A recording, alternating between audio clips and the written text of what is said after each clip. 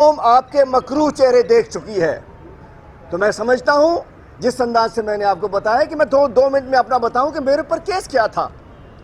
2 سال سے پیچھے لگے ہوئے تھے، آپ کو پتا ہے، جب سے اسمبلی میں ایک تقریر کرو اگلے دن ایک نوٹس اینٹی کرپشن کا، اسمبلی میں بات کرو اگلے دن پولیس کی ایف آئی آر، گھوٹ کی الیکشن میں جاؤں تو میرے اوپر F I R, Bilawal Zardari جائیں، وزیر اعلیٰ جائیں، سب لوگ جائیں تو کوئی نوٹس نہیں، وزیر اعظم عمران خان اگر فاتحہ کرنے بھی جائیں مہر صاحب کے پاس تو نو شوکاز نوٹس، گھوٹ کی الیکشن میں بھی F I R, Karachi election میں بھی ایف آئی آر، جبکہ میں ووٹر تھا پی ایس 88 کا۔ تو یہ الیکشن کمیشن کے ساتھ مل کر آج ڈسکا میں بھی انصاف ملا ہے، ڈسکا کے اندر بھی سپریم کورٹ نے انصاف دیا ہے کہ there is no need of re polling کی کوئی ضرورت نہیں ہے۔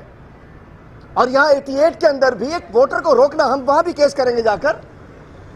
تو میں کہنا چاہتا ہوں یہ ان کے مکروہ چہرے، الیکشن کمیشن بھی سمجھ آ چکی ہے کہ چونکہ الیکشن کمیشن سندھ کا ممبر ایڈوکیٹ جنرل سندھ رہ چکے ہیں، پیپلز لائر فورم کے عہدیدار رہ چکے ہیں، تو لازم بات ہے الیکشن کمیشن کو اپنے اشاروں پہ چلانا چاہتے ہیں۔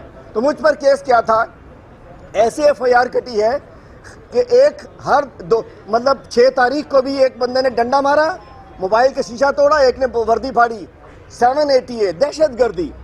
یہ پولیس، افسوس کے ساتھ کچھ ایسے پولیس کے چہرے بھی ان دنوں میرے سامنے آئے جنہوں نے آئی جی بننے کے لیے غیر قانونی کام کیا، غیر قانونی ایف آئی آر کاٹی، ایف آئی آر میں 780 لگایا، چونکہ آئی جی بننا تھا۔ 2019 کے پولیس آرڈر آنے کے بعد سندھ حکومت کے کنٹرول میں پولیس ہے، اور شرم کی بات نہیں ہے کہ پولیس کے ایس ایچ او کے پاس سے، ایس ایچ او میرپور خاص کے میرواہ کے ایس ایچ او کے پاس سے 1.5 ارب کی منشیات نکلتی ہے، اور اس کی انکوائری بھی اسی ایس پی کو دے دی جاتی ہے، جبکہ سب جانتے ہیں کہ ایس ایس پی میرپور خاص آدمی ہے خاص لوگوں کا، اور وہ ایس ایچ او اس کا خاص آدمی ہے۔ اس ایس ایس پی کو بھی جیل میں ڈالنا چاہیے تھا کہ تمہاری ناک کے نیچے منشیات فروشی ہو رہی ہے۔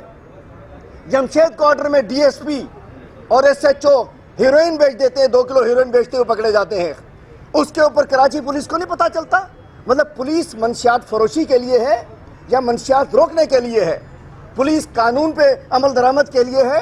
پولیس ہے حلیم عادل شیخ کو دہشت گرد بنا دو، حلیم عادل شیخ کے ورکرز کو دہشت گرد بنا دو، ہمارے ساتھیوں کو دہشت گرد بنا دو، لیکن منشیات فروش اس کالی وردی میں بیٹھے ہوئے بھیڑیے انشاءاللہ ان سب کو بے نقاب کریں گے۔ اور جنہوں نے پوسٹنگ کی خاطر، کسی نے آئی جی بننے کے لیے، کسی نے ڈی آئی جی بننے کے لیے، کسی نے ضلع لینے کے لیے، کسی نے ایس ایچ او بننے کے لیے، جو ان کی غلامی کی ہے سندھ حکومت کی، ان غلام پولیس افسروں کو، اچھے پولیس افسرز کو سیلیوٹ ہے، ایماندار پولیس افسر کو سیلیوٹ ہے، یہ وردی ہمارے شہداء کی وردی ہے، لیکن یہ جو کالی وردی میں کالے بھیڑیے ہیں ان کے خلاف بھی ایک کیمپین چلے گی۔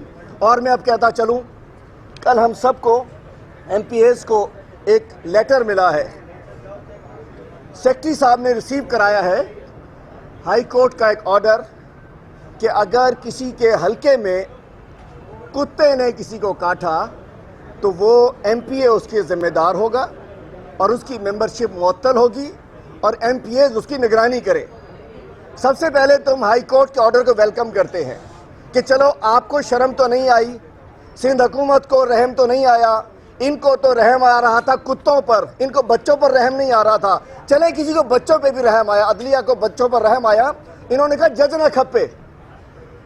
حلیم عادل ان کے خلاف بات کرتا ہے تو اپوزیشن لیڈر نہ کھپے، حلیم عادل جیل میں ڈال دو، جج صاحب نے کوئی فیصلہ کر دیا تو جج بھی ایسا نہیں کھپے، انہیں وہ کھپے جو ان کے لیے فیصلہ کرے۔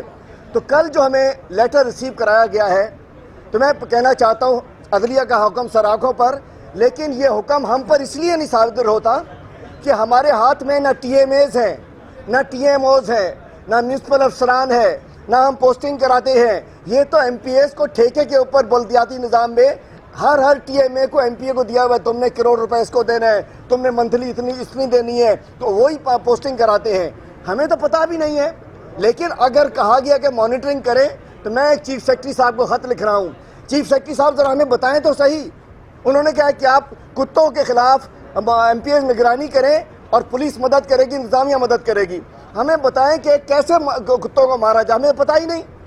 ڈی سی پکڑے گا کتوں کو، ایس پی گولی مارے گا، म्यूनिसिपल कमिश्नर वो देगा, उसको जहर देगा, कौन कुत्ते को आगे से पकड़ेगा, कौन कुत्ते को दुम से पकड़ेगा, कौन कुत्ते को बोरी में डालेगा, कौन कुत्ते को जाल में डालेगा, कौन कुत्ते को उठा के लाएगा, बताओ तो सही। निगरानी क्या करें?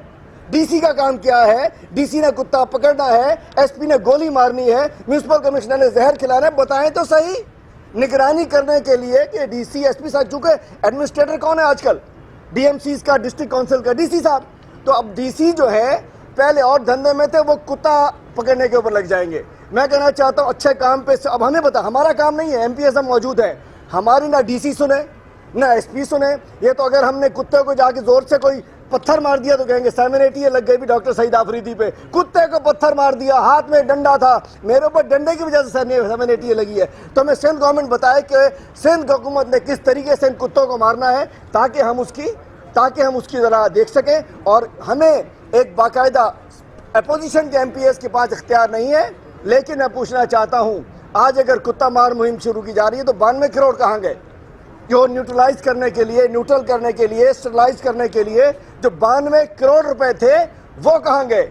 2020 की मार्च में इश्तहार बड़े बड़े लग रहे थे।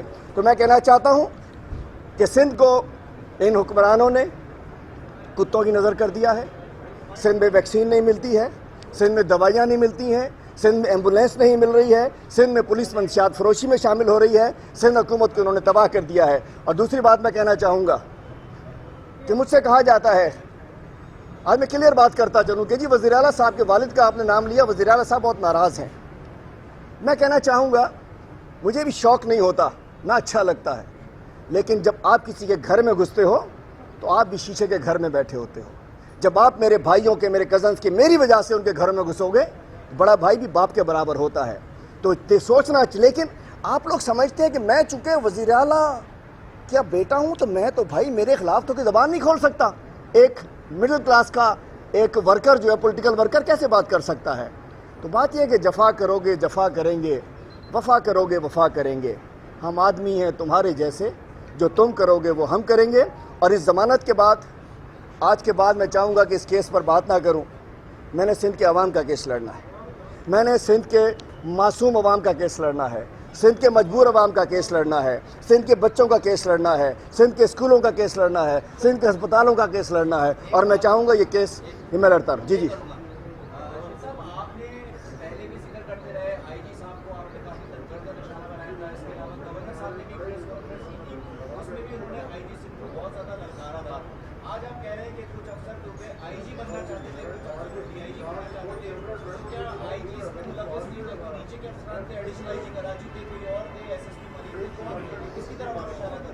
देखिए, आईजी साहब को तो मैं बताता हूँ, वो बेचारा तो डायरेक्ट हवलदार है, उनकी तो सुनता कोई नहीं ना।